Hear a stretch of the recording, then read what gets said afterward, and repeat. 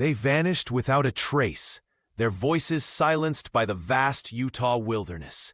3 years of desperate searching yielded nothing but questions and heartache. Now, scientists have detected an inexplicable sound echoing from the depths of a narrow canyon. Before we begin, make sure to subscribe to the channel and comment where you're watching from.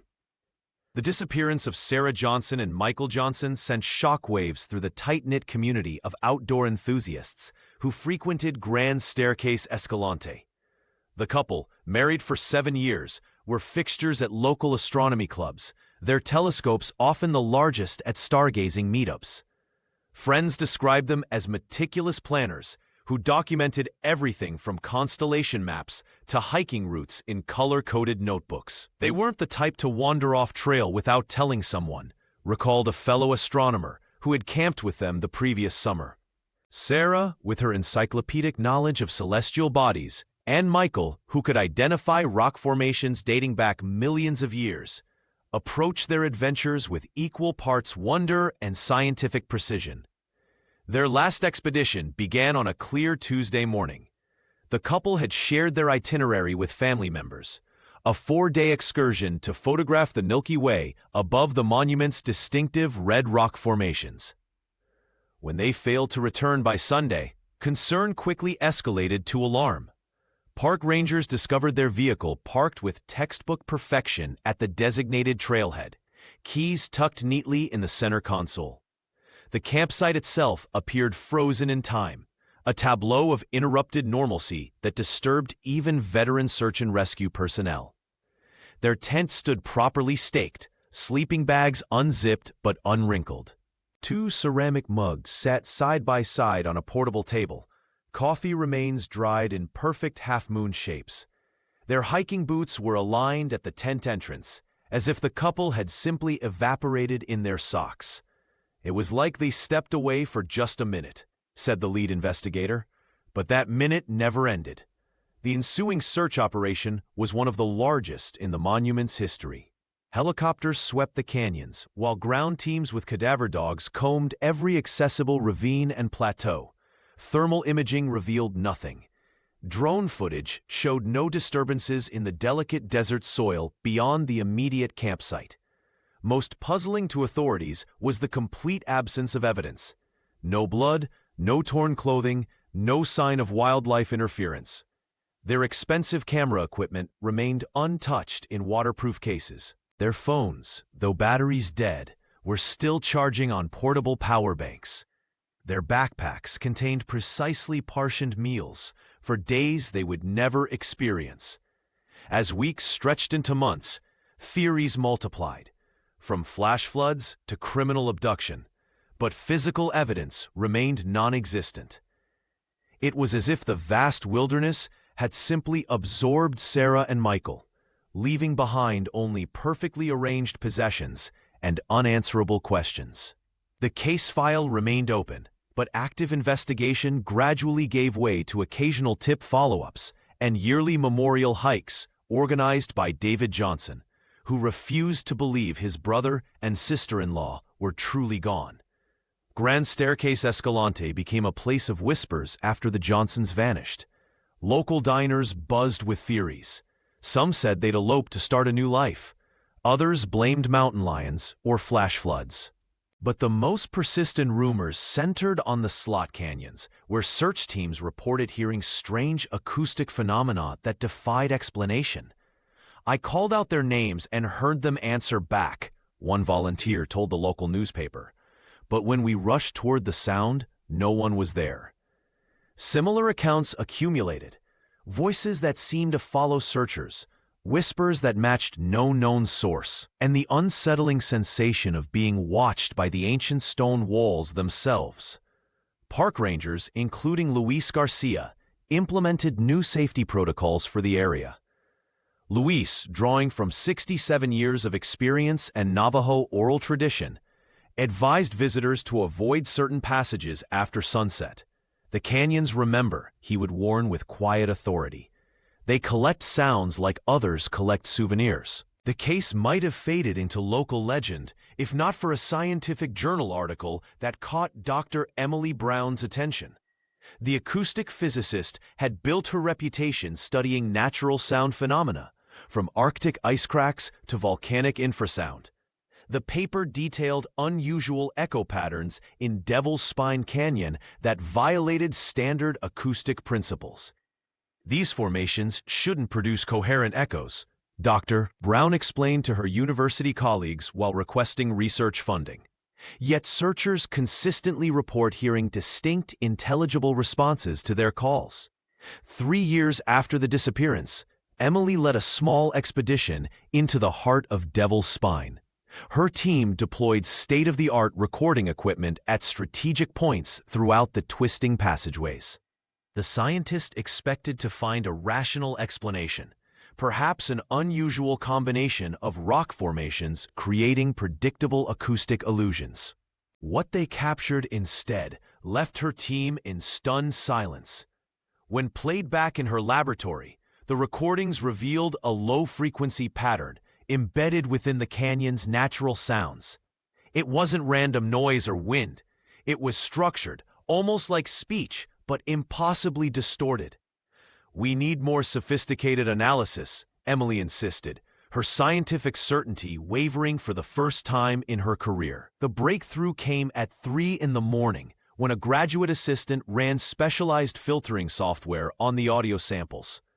The resulting waveform appeared on the computer screen, accompanied by a voice that made everyone in the lab freeze.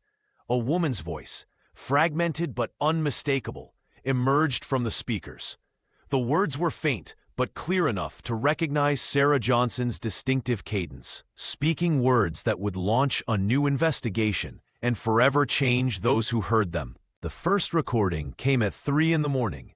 Dr. Emily Brown jolted awake in her tent when the equipment alarm sounded, a soft beep that seemed thunderous in the desert silence. She fumbled for her glasses and rushed to the monitoring station they'd established at the canyon's edge. The oscilloscope displayed something unusual, a low-frequency hum pulsing from deep within the stone walls. Not random noise, but a pattern with distinctive intervals that defied natural explanation. Emily adjusted the sensitivity, her scientific mind already cataloging possibilities. Wind phenomena, underground water, even tectonic shifting. "It's happening again," she whispered into her recorder. "The 4th occurrence this week, but stronger now." For 3 days, the team had been recording these anomalous sounds. The physicist ran the new data through their analysis software, watching as the computer transformed sound waves into visual patterns. The resulting waveform made her blood run cold. "Get everyone up," she called to Luis Garcia, who was already awake and watching from the doorway, his weathered face unreadable in the blue glow of the monitors. Within minutes, David Johnson and Nicole Martin crowded into the small research tent. The park ranger stood silently behind them, arms crossed, as if he'd expected this all along. "Listen," Emily said, playing back the filtered recording. A woman's voice emerged from the static, unmistakably Sarah Johnson's voice, comparing it to the family videos David had provided. The words came through with chilling clarity. "We're not lost. It just doesn't let us leave." David collapsed into a chair, his face draining of color. "That's her," he whispered. "That's Sarah." Nicole immediately reached for her recording equipment, but Emily stopped her. "Not yet. We need to verify this isn't contamination or suggestion." The team worked through dawn, running every test Emily could devise. They isolated the frequency, cleaned the signal, and compared it against control recordings. The results remained consistent. Somehow, Sarah's voice was emanating from within the canyon itself, 3 years after her disappearance. "This changes everything," Emily murmured, staring at the data. Her entire career had been built on rational explanation, on the measurable and the provable. Now she found herself facing evidence that defied conventional science. Luis stepped forward, placing a hand on the stone wall of the canyon visible through the tent opening. "The old stories say these rocks remember," he said quietly. "They hold on to voices, moments, souls." Emily felt the foundations of her scientific worldview beginning to crack. What had begun as an acoustic study had transformed into something she couldn't explain with equations or peer-reviewed papers. Whatever had happened to Sarah and Michael Johnson went beyond disappearance, and the canyon was trying to tell them something. "We need to go deeper," she decided, her voice steady despite the fear building inside her. "Something in there is calling to us." Dr. Emily Brown paced the cramped hotel room, her laptop displaying the haunting waveform that had upended her understanding of physics. After 3 sleepless nights analyzing the data, she knew she couldn't face this alone. She needed a team, not just scientists, but people with different perspectives who could see what she might miss. David Johnson arrived first, his weathered face carrying the permanent lines of someone who'd spent years searching. Michael's younger brother had never accepted the official explanation, abandoning his career in finance to become a climbing guide in Utah, as if staying close to the landscape might somehow keep him connected to Michael and Sarah Johnson. "I've been waiting for someone to take this seriously," David said, spreading his own maps across the table. "The authorities gave up too quickly. My brother wouldn't just vanish." Luis Garcia entered with quiet dignity, his 67 years evident in his silver hair but belied by his steady movements. The Navajo Park Ranger had worked at Grand Staircase Escalante for over 3 decades and knew every shadow and whisper of the canyons. "These lands have stories," Luis explained, his voice gentle but firm. "Stories my grandfather told me about places where the world thins. I'm here to make sure we respect those boundaries and to keep you all safe." The final member arrived in a flurry of equipment and questions. Nicole Martin set up her recording gear with practiced efficiency, her popular Supernatural Mystery podcast having built her reputation for thorough investigation. "This could be the story that changes everything," she admitted, eyes bright with anticipation. "A scientifically documented supernatural event? It's unprecedented." Dr. Brown watched her team with a mixture of hope and uncertainty. Each carried their own motivations beneath their professional exteriors. David clutched a photo of Michael in his wallet, removed so often the edges had worn thin. The climbing guide was driven by grief, yes, but also by the desperate hope that somewhere in the echoes was a message meant specifically for him. Luis arranged his supplies methodically, his connection to the case deeper than he'd initially revealed.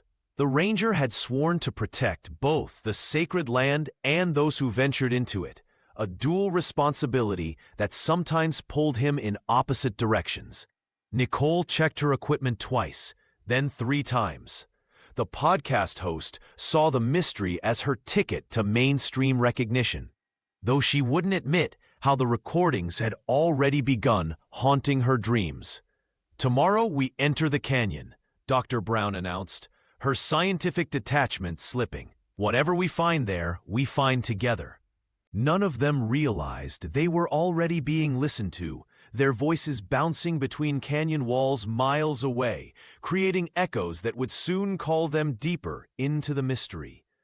The slot canyons of Grand Staircase Escalante played cruel tricks with sound. Dr. Emily Brown discovered this firsthand as her team set up equipment in the narrow passageways. Words spoken at normal volume would sometimes disappear entirely, while the faintest whisper might return amplified tenfold from unexpected directions. "Sound doesn't behave normally here," Emily explained, adjusting her audio recorder. "The rock formations create acoustic anomalies that defy standard physics." Luis Garcia nodded solemnly.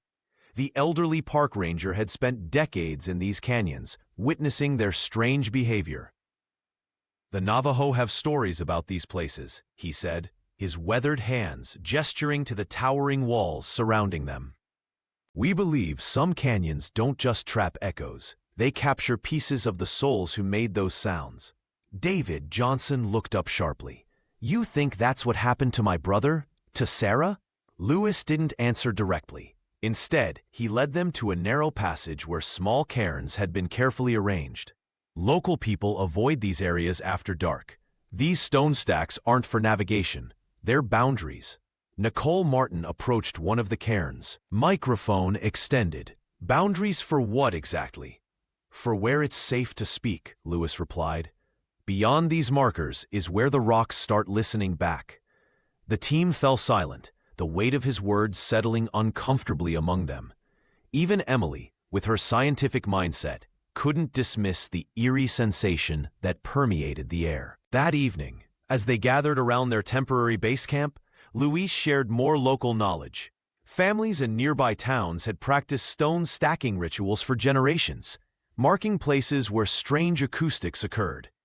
Children were taught never to shout in certain canyons, lest their voices be collected. My grandmother used to say that words are like seeds, Luis continued, his voice barely above a whisper. In most places, they fall on deaf earth, but here, they take root in the stone. David stared into the darkness beyond their camp lights.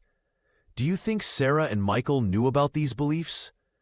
Maybe not the stories, Luis answered, but they must have noticed something unusual.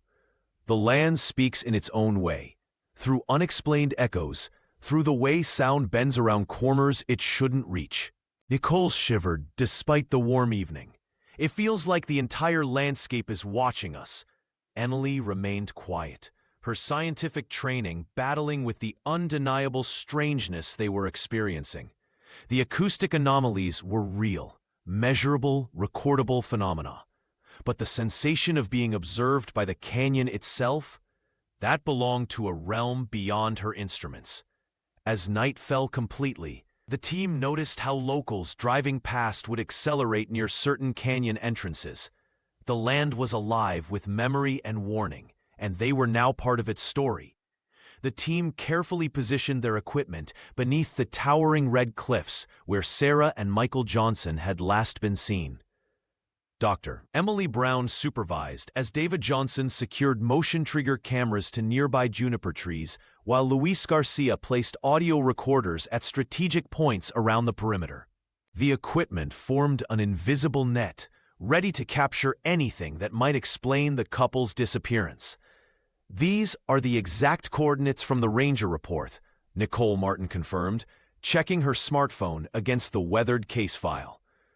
The podcast host felt a strange electricity in the air as the sun began its descent behind the canyon walls, casting long shadows across their makeshift base camp.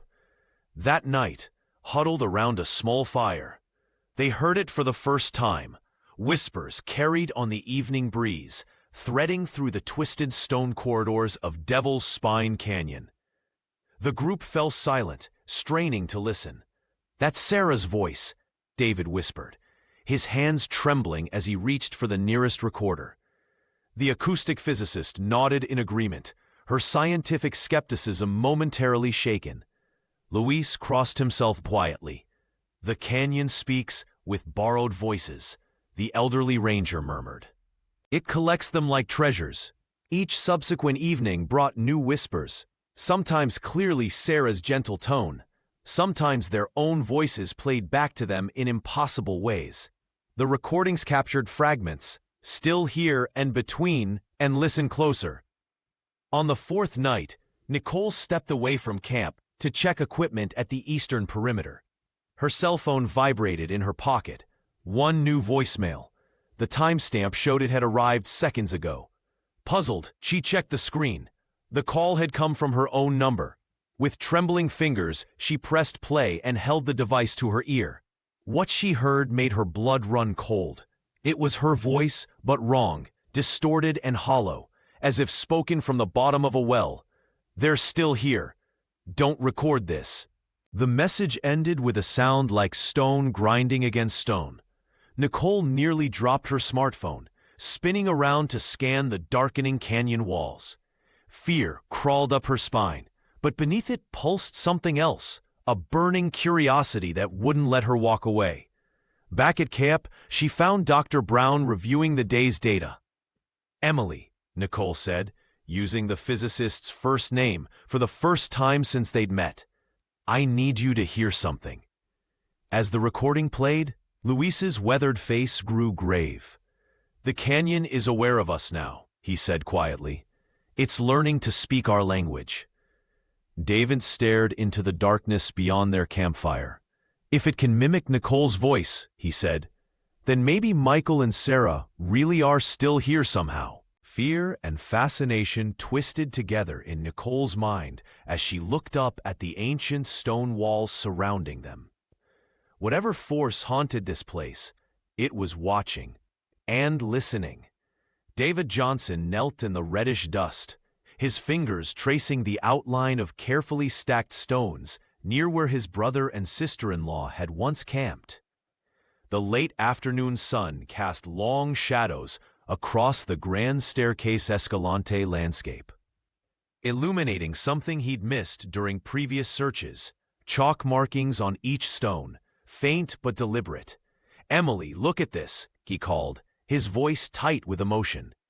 Dr. Emily Brown hurried over, her scientific curiosity piqued. David pulled out a weathered notebook from his backpack, one of Michael's that family members had found in their home after the disappearance. "These symbols," he said, flipping through pages of his brother's meticulous sketches, "they match exactly. Michael was documenting these before they vanished." The stacked stones formed a crude arrow, pointing toward a narrow fissure in the canyon wall that seemed to shimmer slightly in the fading light. Nicole Martin approached, recording device in hand, her journalistic instincts sensing a breakthrough moment. "My GPS is going haywire," she noted, showing her smartphone's erratic signal. As the team moved closer to the fissure, their devices lost connection entirely. More disturbing was how their voices changed. Words spoken near the opening returned distorted, as if time itself bent around the narrow passage. Luis Garcia watched from several yards back, his weathered face grave. The park ranger had been unusually quiet since they'd discovered the stones. "We shouldn't be here after sunset," he finally said. "These markers are warnings, not invitations." Despite his reluctance, Luis eventually agreed to guide them to a location few outsiders had seen: a forbidden bluff overlooking the canyon system. The climb was arduous, each step seeming to require more effort than physics should demand, as if the land itself resisted their intrusion. At the summit, ancient petroglyphs covered a smooth rock face. Images carved by hands centuries ago. Luis pointed to a central figure, a spiral contained within what appeared to be a mouth. "The symbol for being consumed by the echo," he explained, his voice barely above a whisper. "My people have stories about this place. The canyon doesn't just return your voice, it keeps pieces of you." Dr. Brown ran her fingers over the carvings, her scientific mind struggling to reconcile what she was seeing with what she knew to be possible. David stared transfixed at the spiral, seeing in it the same pattern his brother had sketched repeatedly. As the sun dipped lower, shadows stretched impossibly across the bluff, darker and more substantial than they should have been. The weight of something ancient and aware pressed against them, watching, waiting. "We need to go," Luis urged. "Now." No one argued. Every footstep felt heavier than the last as they descended, the sensation of being observed following them all the way back to camp. Dr. Emily Brown stared at the data on her laptop screen, her hands trembling slightly. The patterns were unmistakable. The frequency analysis of the canyon's echoes revealed harmonic intervals that perfectly matched ancient Navajo sound patterns documented in Luis Garcia's historical records. "This is mathematically impossible," she whispered to herself. The physicist ran the calculations again, hoping to find an error, some rational explanation that would restore her scientific worldview. But the numbers remained stubbornly consistent. Luis leaned over her shoulder, his weathered face grave. "My people have known for generations that these canyons speak. The elders call them the places where sound returns changed." The team gathered around the campfire that evening, the data projections casting eerie blue light across their faces. David Johnson paced nervously, while Nicole Martin recorded everything for her podcast. The harmonic relationships we're detecting follow mathematical patterns that shouldn't occur naturally. Dr. Brown explained, her academic certainty visibly crumbling. It's as if the canyon is composing. A sudden gust of wind swept through their campsite, carrying with it a whisper that made Emily freeze. Her name, spoken in her own voice, echoed back from the darkness between the stone walls. "Did you hear that?" she asked, her scientific detachment finally breaking. The ranger nodded solemnly. "It knows you now." Meanwhile, Nicole was experiencing her own unsettling phenomenon. Checking her smartphone before bed, she discovered her podcast feed had updated itself. New audio clips, ones she had never recorded or uploaded, appeared in her private folder. "Guys," she called out, her voice tight with fear, "something's wrong with my phone." The team gathered around as she played the mysterious clip. A voice that mimicked Sarah Johnson's cadence but carried unfamiliar undertones whispered through the speaker. "You need to stop asking. You're waking it up." David grabbed the device. "That's not Sarah," he said firmly, though doubt clouded his eyes. "My brother's wife never spoke like that." Luis took the phone carefully, listening again. The voice is using her patterns, but something else is behind it. The canyon is learning to speak through her. Dr. Brown's scientific training warred with what she was experiencing. The evidence before her couldn't be explained by acoustics or physics alone. For the first time in her career, she found herself considering possibilities beyond scientific understanding. "Whatever's happening," she said quietly, "it's responding to us, and it knows exactly who we are." That night, as the team tried to sleep, the canyon walls seemed to pulse with silent energy. Each of them heard their names whispered back in the darkness, each echo carrying a warning none of them fully understood. The sky darkened without warning, transforming from clear blue to menacing charcoal in minutes. Dr. Emily Brown glanced nervously at her equipment as the first fat raindrops began to fall. "Flash flood territory," Luis Garcia warned, his weathered face tightening with concern. "We need higher ground now." The team scrambled to secure their gear, Nicole Martin hastily wrapping her recording equipment in waterproof covers while David Johnson helped the park ranger move the motion sensors to safety. The downpour intensified, water cascading down the canyon walls in sheets. "Over there," Emily shouted above the roar, pointing to a natural overhang. They huddled beneath it, watching as water rushed through the canyon floor, carrying branches and debris in its churning path. Then, something unexpected happened.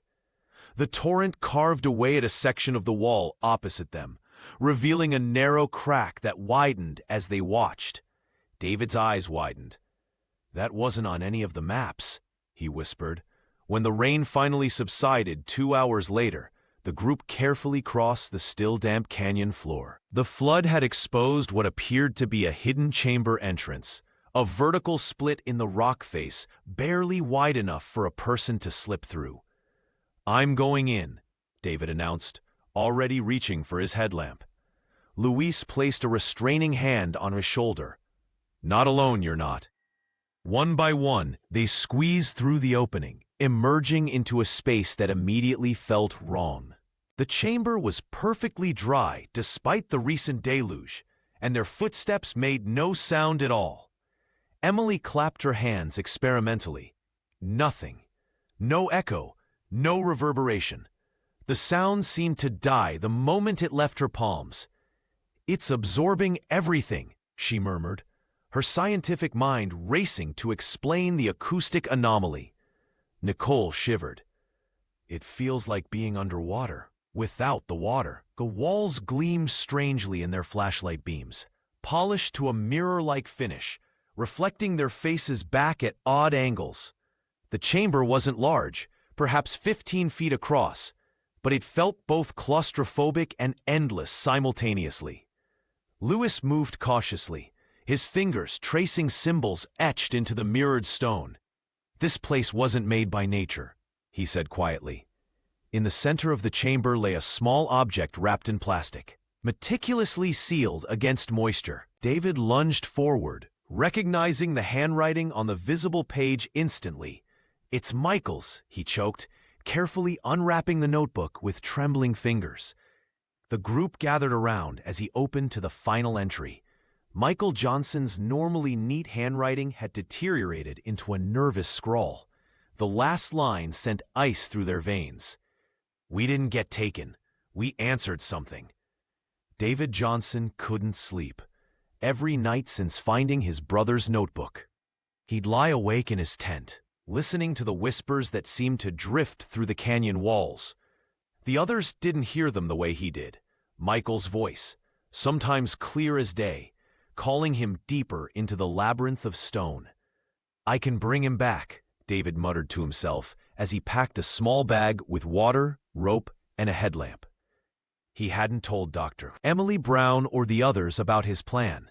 They wouldn't understand the connection he felt, the certainty that his brother wasn't gone, just trapped somewhere between echoes. The climbing guide traced his fingers over the map he'd secretly copied from Michael's notes. The echo chamber was the key. Something about its perfect silence might allow him to hear what others couldn't. As he rehearsed his plan, David whispered his brother's name, and the canyon walls seemed to inhale his words, returning them distorted and multiplied. "Michael?" he called softly. "Michael, Michael, here," came the response, though whether it was a true echo or something more sinister, he couldn't tell. Meanwhile, Luis Garcia knelt at the edge of the research area, arranging small stones in a protective circle. The 67-year-old ranger moved with practiced precision, his weathered hands working by the light of dawn. He hummed ancient Navajo melodies, songs his grandfather had taught him to calm disturbed places. "The canyon listens," Luis explained when Nicole Martin approached, her recording device held respectfully at her side. "These sounds have been used for generations to quiet the rocks when they become restless." The podcast host watched in silence as the ritual continued, Luis's voice rising and falling in haunting patterns. She'd stopped recording days ago, unsettled by what appeared on her files afterward, voices that weren't present during the original sessions. The next morning, the team gathered for breakfast, tension evident in their tired faces. Dr. Brown was reviewing data when Luis's sharp intake of breath drew everyone's attention. "The stones," he said, pointing to where he'd performed his ritual. "They've moved." Indeed, the carefully arranged circle had transformed overnight. The chalk symbols David had documented from Michael's notebook now appeared on several rocks, and the entire formation pointed like an arrow toward the echo chamber. "It's responding to us," Nicole whispered, her hand instinctively reaching for her phone. David said nothing, but his eyes locked with Luis's. The ranger's expression confirmed what he already knew. Whatever force haunted this canyon wasn't just aware of their presence. It was watching, listening, and waiting for someone to answer its call. Nicole Martin's dreams intensified with each passing night. She found herself wandering through twisted stone corridors that defied physical laws, guided by Sarah Johnson's voice, sometimes pleading, sometimes eerily calm. The dreamscapes always culminated at a weathered wooden door embedded in red sandstone, its handle just beyond her reach. No matter how she stretched or called out, the door remained firmly shut. "You're close," Sarah would whisper. "Listen more carefully." Nicole would jolt awake in her tent, heart pounding, only to discover new audio files mysteriously appearing on her smartphone. She never remembered recording them. The latest clip contained 3 words that made her blood run cold. "Finish the echo." "It happened again," she confessed to the team over breakfast at their makeshift camp. "I've changed my passcode twice now, but something keeps accessing my phone." Dr. Emily Brown listened intently, dark circles beneath her eyes betraying her own sleepless nights. The physicist had been fielding increasingly frustrated calls from her university department head and research sponsors. "They want quantifiable data," Emily explained, rubbing her temples. "How do I explain that what we're experiencing defies conventional acoustic science? That the canyon itself seems to be communicating?" Luis Garcia nodded solemnly. "The elders speak of places where the earth remembers. This canyon doesn't just bounce sound, it collects it, learns from it." David Johnson remained silent, methodically checking his climbing gear. His obsession with finding his brother had only intensified since discovering Michael's notebook. The team ventured deeper into Devil's Spine Canyon that afternoon, setting up new recording equipment at points marked on their evolving sound map. As Emily calibrated the sensitive microphones, she froze. A child's voice, her voice, echoed from the narrow passage ahead. "Emmy, come play with me." No one else seemed to hear it. The nickname was one only her father had used, decades ago. "It's getting more personal," she whispered to Nicole later. "The canyon is using memories, things it couldn't possibly know." That night, Nicole's recording equipment captured something extraordinary, overlapping whispers forming a complex pattern that, when visualized as a waveform, resembled the spiral petroglyph Louise had shown them. "It's not random," Nicole realized. "The echoes are creating something." Emily's scientific mind struggled against mounting evidence of the inexplicable. Her career had been built on rational explanation, but the canyon mocked her certainty. As she reviewed the day's recordings, she heard her own childhood laughter bouncing back from stone that had stood for millions of years. "Come closer," the canyon whispered in her 8-year-old voice. "I've been waiting for you." The desert's relentless sun had given way to a third week of searching, and the team's grip on certainty was slipping like sand through fingers. Reality seemed to bend around them. Facts they once trusted now felt as unstable as the shifting canyon walls. David Johnson spent hours examining the stacked stones Luis had identified as significant. His obsession paid off when he noticed something unusual about one particular stone, a slight discoloration around its edge. Using his climbing tools, he carefully extracted a USB drive embedded within the rock, sealed meticulously with clear resin to protect it from the elements. "Someone wanted this preserved," Dr. Emily Brown remarked as they gathered around her laptop. The drive contained several audio files, all dated from the week before Sarah and Michael Johnson disappeared. The recordings sent chills through the group. Sarah's voice came through first, tense and frightened. "It's happening again tonight. Michael thinks we should leave, but I need to understand what it's saying." Michael's voice followed, more urgent. "We keep hearing what we're calling the second voice. It sounds like Sarah at first, then changes. It's using her cadence, her patterns, but saying things she never said." Nicole Martin, who had been cataloging all audio evidence for her podcast, suddenly went pale. "That explains the inconsistencies in our recordings," she said, pulling up her sound files. "Listen to these 2 clips of what we thought was Sarah." The team listened intently as Nicole played them side by side. The first recording had Sarah's distinctive rhythm and tone. The second, though remarkably similar, contained subtle differences, elongated vowels, strange pauses, words that seemed stitched together. "It's not Sarah at all," Luis Garcia whispered, his weathered face grave in the glow of the computer screen. "The canyon is learning, mimicking. In our stories, this is how the ancient ones would speak, through echoes that became voices of their own." Dr. Brown's scientific mind struggled against this revelation. "You're suggesting the canyon itself is communicating, using Sarah's voice patterns to construct new messages?"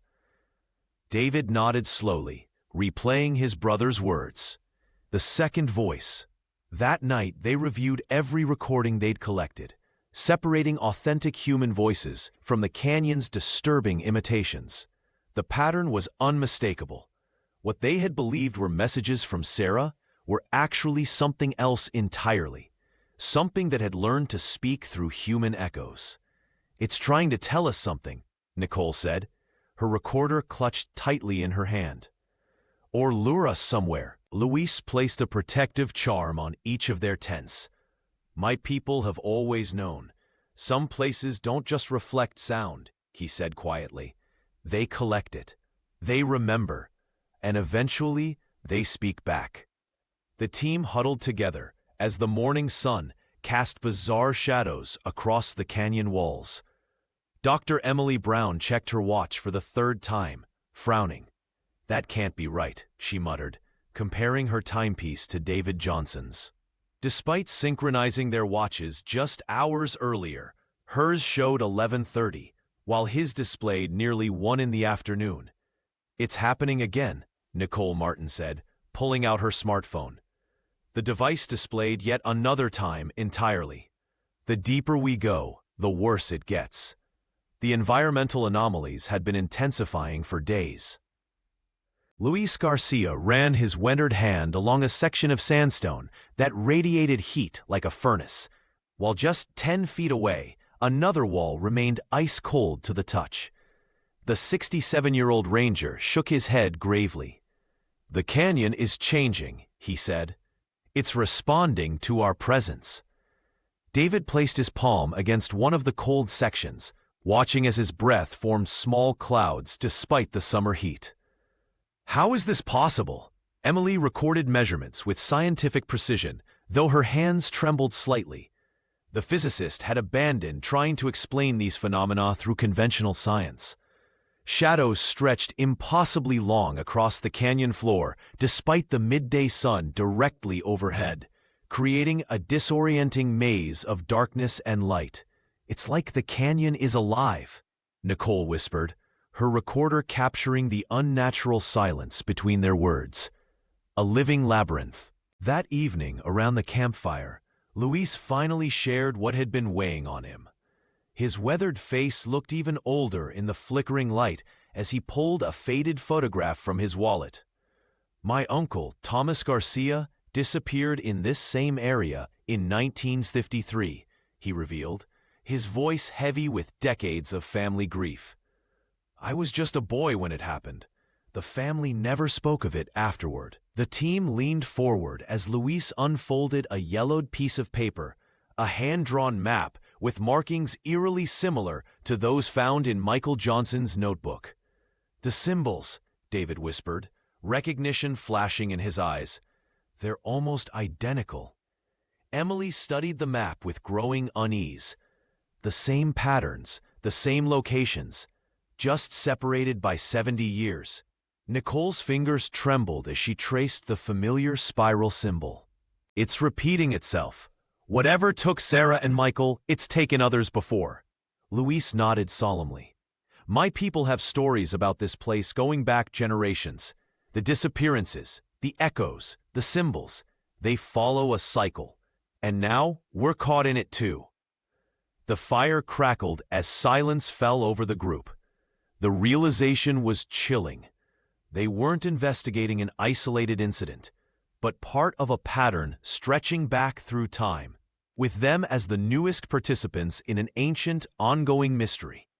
Dr. Emily Brown hunched over her laptop, her eyes red-rimmed from staring at waveform patterns for hours. The isolation of the echo chamber had yielded something extraordinary. A clear message from Sarah Johnson, untainted by the canyon's distortions.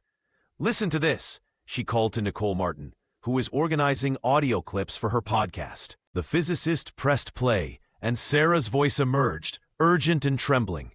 "You're close. It opens when it's quiet."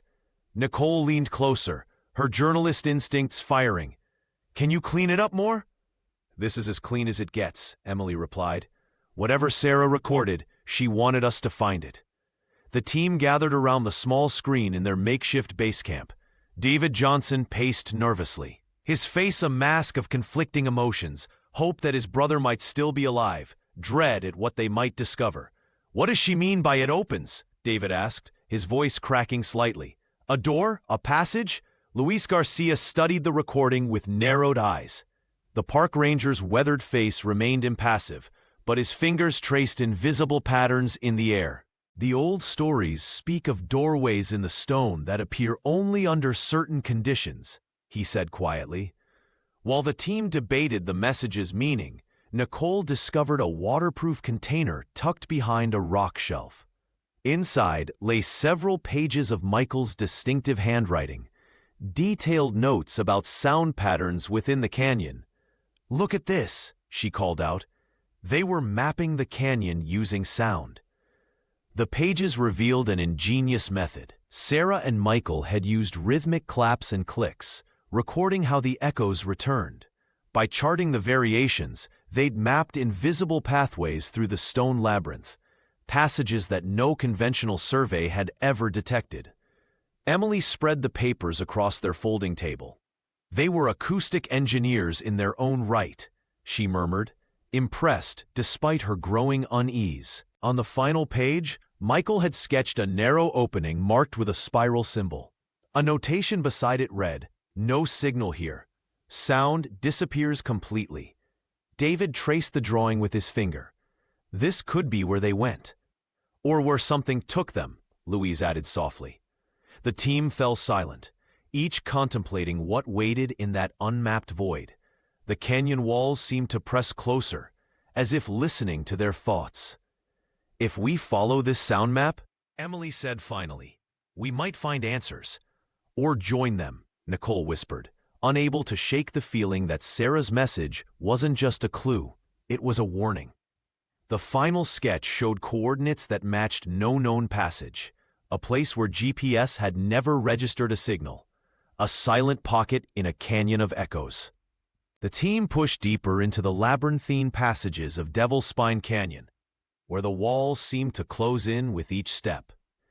Dr. Emily Brown led the way, her scientific equipment detecting increasingly erratic sound patterns that defied all acoustic principles she'd studied throughout her career. "The readings don't make sense," she whispered, adjusting her device. "It's as if the canyon is responding to us." Luis Garcia nodded gravely. The elderly park ranger placed his weathered hand against the stone wall, feeling its unnatural warmth. "My people have known for generations that these rocks remember. They collect voices like water collects in pools." As they ventured further, each team member began experiencing something deeply unsettling. David Johnson froze suddenly, his face draining of color. "I just heard Michael," he stammered. "He said he was disappointed in me for not finding him sooner." Nicole Martin shook her head. "That's impossible. I didn't hear anything." But minutes later, the podcast host clutched her ears as a whisper floated through the narrow passage. Her mother's voice reciting her childhood fears of abandonment, words she'd never shared with anyone. Dr. Brown tried maintaining scientific composure, but even she couldn't explain how the canyon walls seemed to vibrate with her own voice, recounting doubts about her research that she'd only written in private journals. "It's extracting our fears," the physicist said, her hands trembling despite her attempt at rational explanation. "Whatever phenomenon exists here, it's using our own thoughts against us." Luis moved cautiously, murmuring protective chants under his breath. "The canyon is testing us," he warned, "deciding if we belong to its collection." The team gathered in a small chamber where the temperature dropped suddenly. Nicole's smartphone activated without her touch, its screen glowing with an incoming audio file. She hesitated before pressing play. Sarah Johnson's voice emerged, clearer than any previous recording. "If you hear me, don't follow us. Just help us finish the echo." David lunged for the device. "That's her. That's really Sarah. But I've never recorded a conversation with her," Nicole said, backing away as her phone continued playing unknown clips. Conversations she'd never had, her own voice responding to Sarah's pleas. Dr. Brown examined the smartphone with scientific curiosity. "The electromagnetic readings here are off the charts. Whatever energy is trapped in these walls, it's manipulating digital signals now." Luis looked upward at the narrowing walls. "We're getting too close to its heart," the ranger cautioned. "The canyon doesn't just take people, it takes pieces of them first. Their fears, their voices, their doubts." The team huddled closer as the whispers intensified around them, a chorus of their own secrets echoing back in voices both familiar and impossible. The weight of 3 years of uncertainty had finally broken David Johnson. As the team slept in their tents, he silently gathered his headlamp, water bottle, and Michael's notebook. The night air hung heavy with anticipation as he slipped away from camp, his footsteps barely audible against the ancient stone. David had memorized every detail of the sound map his brother had created. Each symbol, each notation, they were like fragments of Michael's voice calling him forward. The echo chamber beckoned with its unnatural silence, a void in a canyon that never stopped whispering. "I'm coming for you, Mike," he whispered as he squeezed through the narrow fissure. The walls seemed to breathe around him, expanding and contracting with unseen force. Inside the mirrored chamber, David's headlamp cast fractured light across countless reflective surfaces. His own face stared back at him from impossible angles, distorted and multiplied. He switched off the light, plunging himself into darkness. "Michael?" he called softly. The silence lasted 3 heartbeats before the chamber answered, not with an echo, but with his brother's voice. "David, you shouldn't have come." The voice sounded like Michael, yet wrong somehow, stretched and compressed, as if traveling through something thicker than air. "Where are you? I can help you." David spun around, his voice breaking. Shadows shifted in the darkness, forming silhouettes that resembled his brother. "Go back," Michael's voice pleaded. "It's using us, David. Using our voices to bring more in." "I won't leave without you," David insisted, reaching toward the shifting darkness. Meanwhile, back at camp, Dr. Emily Brown jolted awake to the sound of her audio equipment activating on its own. The recording played a voice, David's, though he was nowhere to be seen. "He's gone to the chamber," Luis Garcia said, already pulling on his boots. The aging park ranger's face was grim in the moonlight. "It's happening again." Nicole Martin grabbed her phone, finding it filled with garbled audio files, all containing David's voice mixed with something else. "We need to hurry," she urged. The team raced through the twisting canyon paths, guided by the sound map and Luis's intimate knowledge of the landscape. But the canyon seemed different now. Passages that had been straight now curved. Landmarks appeared where none had been before.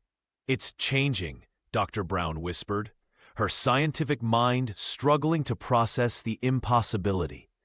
The canyon is physically responding.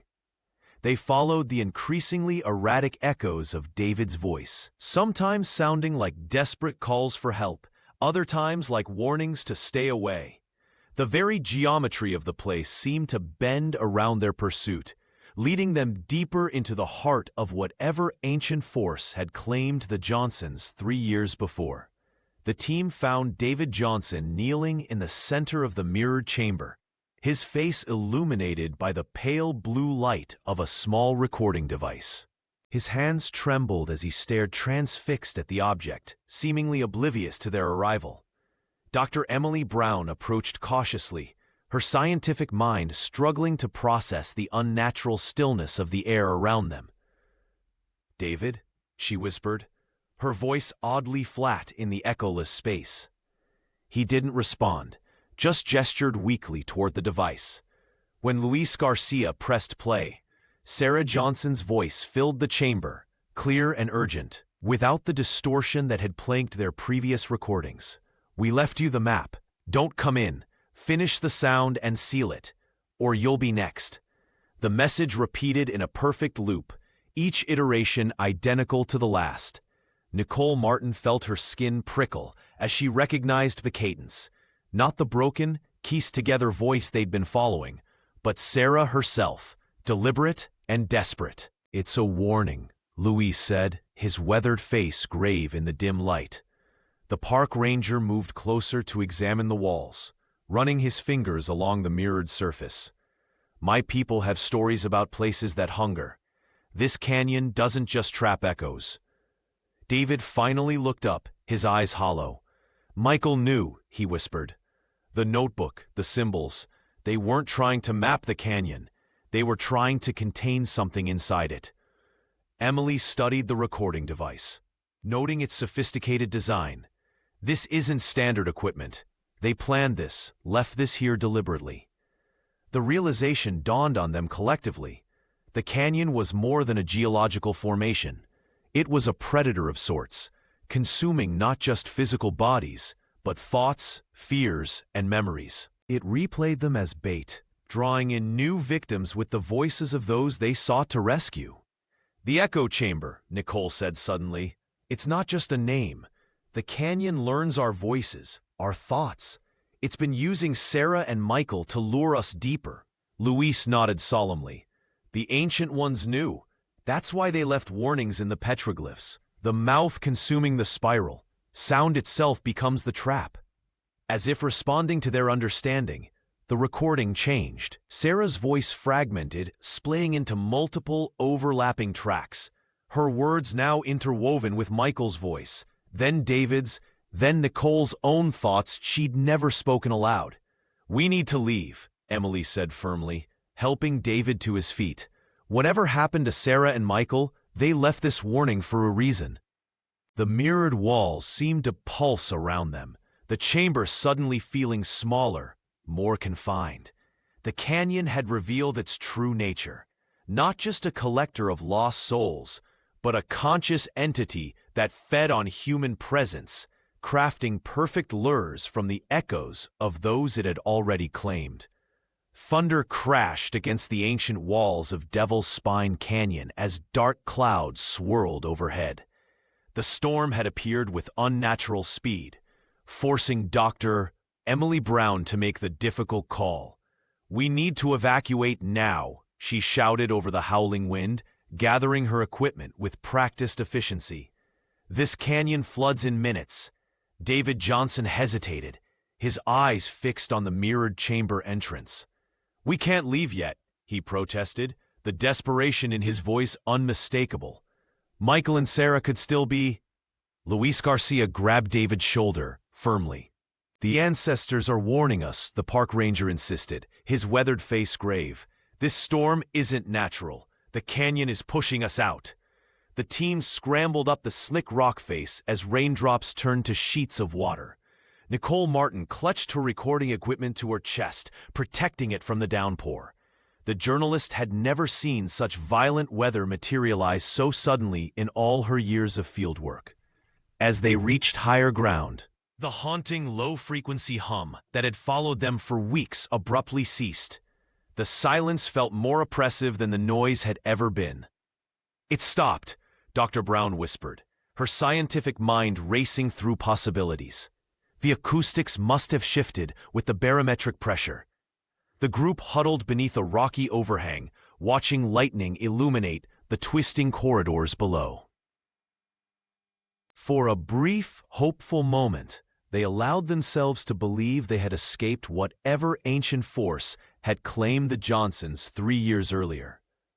"Maybe it's over," David said, his voice hollow with exhaustion. "Maybe we've done what they wanted." Nicole stepped away from the group, adjusting her headphones to capture the storm's intensity for her podcast. The wind had died down to an eerie calm when she heard it. A whisper so faint, she might have missed it entirely. "I know what you did in Chicago." The journalist froze. It was her own voice, but distorted, as if spoken underwater. The phrase struck her like physical blow. Nobody knew about Chicago. Not her producers, not her therapists, not even her closest friends. It was the secret she had buried deepest. "Did you hear that?" she asked, turning to the others with wide eyes. The team stared back blankly. "Hear what?" Dr. Brown asked. Nicole removed her headphones with trembling hands and played back the recording. There was only static and the distant rumble of thunder.